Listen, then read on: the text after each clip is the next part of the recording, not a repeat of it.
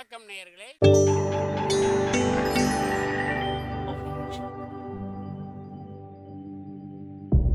மகிழ்ச்சிக்கோர் தென்கட்சி என்ற அலைவரிசையில்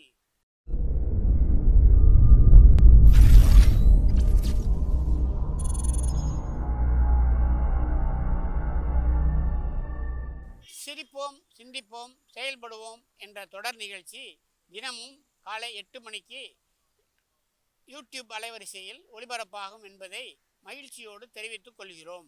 ரொம்ப பேருக்கு கூட்டத்தில் பேசுகிறதுன்னா பயம். நமக்கு ஒன்றும் தெரியாதுன்னு மற்றவங்க நினச்சிடக்கூடாதுங்கிற எண்ணம் தான் இதுக்கு காரணம். ரொம்ப முக்கியமான ஒரு கூட்டம்னா பயம் அதிகமாக இருக்கும்.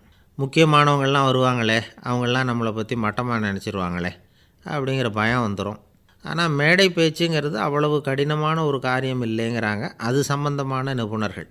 யாரும் பேச்சாளர் ஆகலாம், இது ஒன்றும் பெரிய கிஃப்ட்டு கிடையாது அப்படின்னு அவங்க சொல்கிறாங்க. நீங்கள் ஒரு சிறந்த பேச்சாளர் ஆகணுமா அப்படின்னா அதுக்குன்னு சில ஆலோசனைகளை சொல்லி வச்சுருக்கிறாங்க அனுபவசாலிகள். முதல் ஆலோசனை என்னென்னா, உங்கள் பேச்சு எளிமையாக இருக்கணும். ஏதாவது ஒரு கருத்து அல்லது 2 கருத்து சொன்னால் போதும். 20 அல்லது 30 கருத்துக்களை சொல்லிகிட்டே போகக்கூடாது.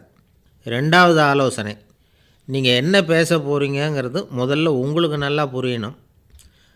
அதுக்கப்புறம் தான் அதை அடுத்தவங்களுக்கு புரிய வைக்க முடியும்.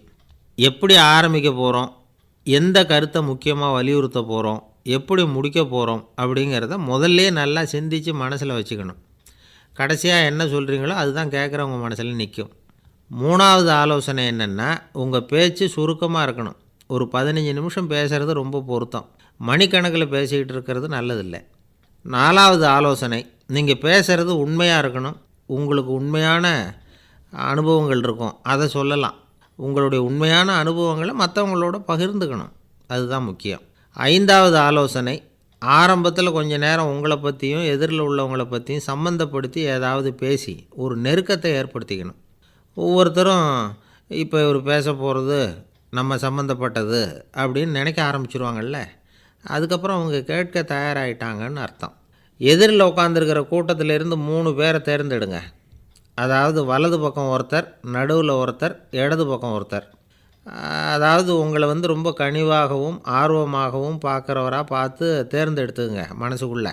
நீங்கள் பேசும்பொழுது என்ன பண்ணணும்னா, இவங்களை நேருக்கு நேராக மாறி மாறி பார்த்துக்கிட்டே பேசுனீங்கன்னா நீங்கள் ஏதோ ஒட்டு மொத்த கூட்டத்தையும் பார்த்து பேசுகிறதாக ஒரு உணர்வு அது ஏற்படுத்திவிடும்.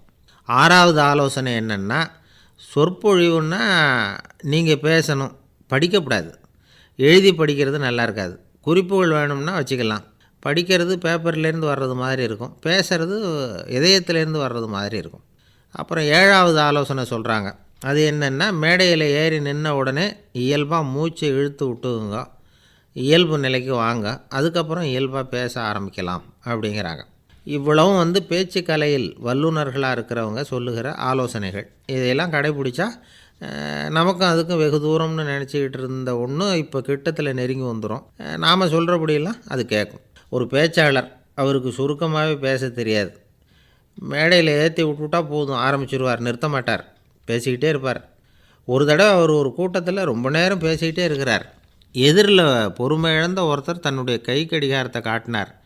அதை கவனித்த பேச்சாளர், மன்னிக்கணும், கை கடிகாரம் நான் கொண்டுகிட்டு வர மறந்துட்டேன், அதுதான் நேரம் போனதே தெரியல அப்படின்னு சொல்லியிருக்கிறார். இதுக்கு அவர் சொன்னாராம் கோபமாக, ஏய்யா கடிகாரத்தை தான் பார்க்க முடியல, மறந்துட்டேன், பக்கத்தில் மாட்டியிருக்கிற கேலண்டரையாவது பார்க்கக்கூடாதா அப்படின்னாராம். ஐயா தென்கட்சி கோ சுவாமிநாதன் அவர்களின் மகிழ்ச்சிக்கோர் தென்கட்சி தொடர் நிகழ்ச்சியினை கேட்டு பயன்பெறுங்கள். நிகழ்ச்சியினை பிடித்திருந்தால் உங்களுக்கு கமெண்ட் பாக்ஸில் உங்கள் கமெண்ட்டுகளை பதிவு செய்யுங்கள், ஷேர் செய்யுங்கள், லைக் செய்யுங்கள், கண்டிப்பாக சப்ஸ்கிரைப் செய்யுங்கள். நன்றி, வணக்கம்.